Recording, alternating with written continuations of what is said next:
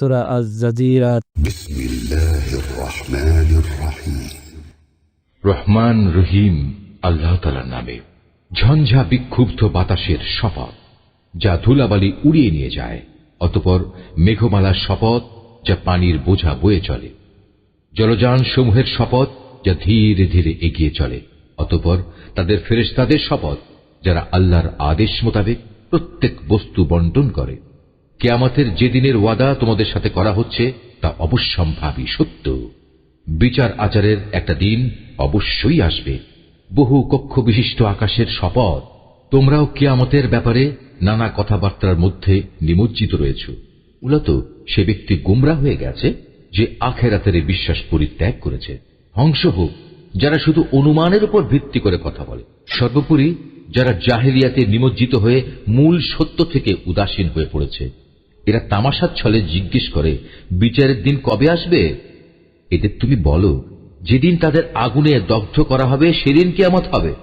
সেদিন তাদের বলা হবে, এবার তোমরা তোমাদের শাস্তি ভোগ করতে থাকো। এ হচ্ছে সেদিন যে জন্য তোমরা খুব তাড়াহুড়ো করছিলে। যারা আল্লাহ তাআলাকে ভয় করে তারা আল্লাহ তাআলার জান্নাতে ও ঝর্ণাধারায় চির শান্তিতে থাকবে। সেদিন আল্লাহ তাআলা তাদের যা যা পুরস্কার দেবেন তার সবই তারা সানন্দ চিত্তে গ্রহণ করতে থাকবে। নিঃসন্দেহে এরা আগে সৎকর্মশীল ছিল। তারা রাতের সামান্য অংশ ঘুমিয়ে কাটাত। রাতের শেষ প্রহরে তারা আল্লাহর কাছে ক্ষমা প্রার্থনা করত। এরা বিশ্বাস করত তাদের ধন সম্পদে প্রার্থী ও বঞ্চিত লোকদের অধিকার রয়েছে। যারা নিশ্চিতভাবে বিশ্বাস করত তাদের জন্য পৃথিবীর মাঝে আল্লাহকে চেনা জানার অসংখ্য নিদর্শন ছড়িয়ে রয়েছে। তোমাদের নিজেদের এ দেহের মধ্যেও তো আল্লাহকে চেনার অসংখ্য নিদর্শন রয়েছে। তোমরা কি দেখতে পাও না?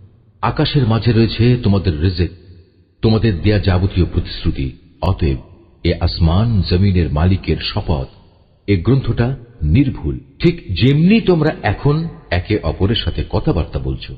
হে নবী, তোমার কাছে ইব্রাহিমের সেই সম্মানিত মেহমানদের কাহিনী পৌঁছেছে কি? যখন তারা তার ঘরে প্রবেশ করল তখন তারা তাকে সালাম পেশ করল। সেও উত্তরে বলল, সালাম। কিন্তু তার কাছে এদের অপরিচিত লোক বলে মনে হল। এরপর চুপে চুপে নিজ ঘরের লোকদের কাছে চলে গেল। কিছুক্ষণ পর সে একটি ভুনা করা মোটা তাজা বাছুর সহ ফিরে এল। অতঃপর সে তা তাদের সামনে পেশ করল এবং বলল, কি ব্যাপার, তোমরা খাচ্ছ না যে? তাদের খেতে না দেখে সে মনে মনে তাদের ব্যাপারে ভয় পেল। তার ভয় দেখে তারা বলল, তুমি ভয় করো না। তার সাথে তারা তাকে গুণধর একটি পুত্র সন্তানের সুসংবাদ দিল। এটা শুনে তার স্ত্রী চিৎকার করতে করতে সামনে এলো এবং খুশিতে নিজের মাথায় হাত মারতে মারতে বলল, কিভাবে তা সম্ভব? আমি তো বৃদ্ধা এবং বন্ধ্যা। তারা বলল, হ্যাঁ, এভাবেই তোমার মালিক বলেছেন। তিনি প্রবল প্রজ্ঞাময়, তিনি সব কিছু জানেন। এটা তার জন্য অসম্ভব কিছু নয়। সে বলল, হে আল্লাহ তাআলার প্রেরিত মেহমানরা, এবার বলো তোমাদের এখানে আসার পেছনে আসল ব্যাপারটা কি? তারা বলল, আমাদের আল্লাহর পক্ষ থেকে একটি অপরাধী জাতির কাছে তাদের শায়েস্তা করার জন্য পাঠানো হয়েছে। আমাদের বলা হয়েছে আমরা যেন মাটির শক্ত পাথর তাদের উপর বর্ষণ করি, যাতে তাদের নাম ধাম তোমার মালিকের কাছ থেকে চিহ্নিত করে দেয়া হয়েছে। এটা হচ্ছে সীমা লঙ্ঘনকারী জালেমদের জন্য। অতঃপর আমি সেই জনপদ থেকে এমন প্রতিটি মানুষকে বের করে এনেছি যারা ঈমানদার ছিল। আসলে সেখানে মুসলমানদের একটি ঘর ছাড়া উদ্ধার করার মতো দ্বিতীয় কোনো ঘরই আমি পাইনি। তাদের ধ্বংস করে আমি পরবর্তী এমন সব মানুষদের জন্য একটি নিদর্শন সেখানে রেখে এসেছি যারা আমার কঠিন আযাবকে ভয় করে। আরো নিদর্শন রেখেছি মুসার কাহিনীর মাঝে, যখন আমি তাকে একটি সুস্পষ্ট প্রমাণ সহ ফেরাউনের কাছে পাঠিয়েছিলাম। সে তার সাঙ্গপাঙ্গ সহ হিদায়াত থেকে মুখ ফিরিয়ে নিল এবং সে বলল, এ তো হচ্ছে জাদুকর কিংবা আস্ত পাগল। অতঃপর আমি তাকে এবং তার লয় লস্করদের এই বিদ্রোহের জন্য চরমভাবে পাকড়াও করলাম এবং তাদের সবাইকে সমুদ্রে নিক্ষেপ করলাম। আসলেই সে ছিল এক দণ্ডযোগ্য অপরাধী ব্যক্তি। আদ জাতির ঘটনার মাঝেও শিক্ষণীয় উপদেশ রয়েছে। যখন আমি তাদের উপর এক সর্ববিধ্বংসী ঝড় বাতাস পাঠিয়েছিলাম, এই বিধ্বংসী বাতাস যা কিছুর উপর দিয়ে ধেয়ে এসেছে তাই পচা হাড়ের মতো চূর্ণ বিচূর্ণ করে দিয়ে গেছে। নিদর্শন রয়েছে সামুদ জাতির কাহিনীর মাঝেও, যখন তাদের বলা হয়েছিল একটি নির্দিষ্ট সময় পর্যন্ত তোমরা নিয়ামত ভোগ করতে থাকো, কিন্তু তারা তাদের মালিকের কথার নাফরমানি করল। অতঃপর এক প্রচন্ড বজ্রাঘাত তাদের উপর এসে পড়ল এবং তারা চেয়েই থাকল। আযাবের সামনে তারা একটুখানি দাঁড়াবার শক্তিও পেল না। এবং এই আযাব থেকে নিজেদের তারা বাঁচাতেও পারল না। এর আগেও বিদ্রোহের জন্য আমি নূহের জাতিকে ধ্বংস করেছিলাম। নিঃসন্দেহে তারাও ছিল একটি পাপী সম্প্রদায়। আমি আমার নিজস্ব ক্ষমতা বলেই এ আসমান বানিয়েছি।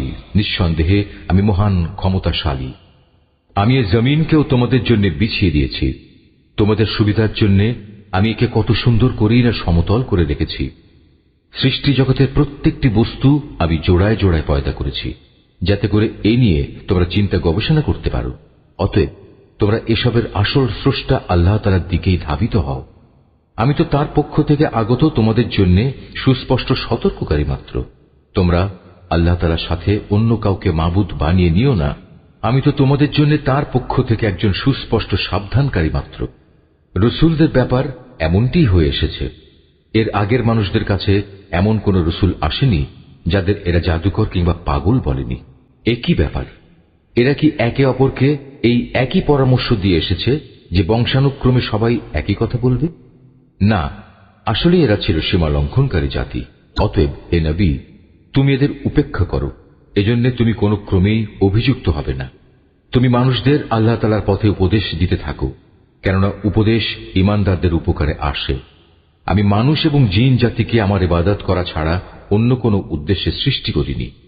আমি তো তাদের কাছ থেকে কোন রকম জীবিকা দাবি করি না। তাদের কাছ থেকে আমি এও চাই না তারা আমাকে খাবার যোগাবে। নিঃসন্দেহে আল্লাহ তাআলাই জীবিকা সরবরাহকারী। তিনি মহাপরাক্রমশালী, প্রবল ক্ষমতার অধিকারী। অতএব যারা সীমা লঙ্ঘনকারী জালেম, তাদের জন্য প্রাপ্য আযাবের অংশ ততটুকুই নির্দিষ্ট থাকবে যতটুকু তাদের পূর্ববর্তী জালেম লোকেরা ভোগ করেছে। সুতরাং আযাবের ব্যাপারে তারা যেন খুব তাড়াহুড়ো না করে।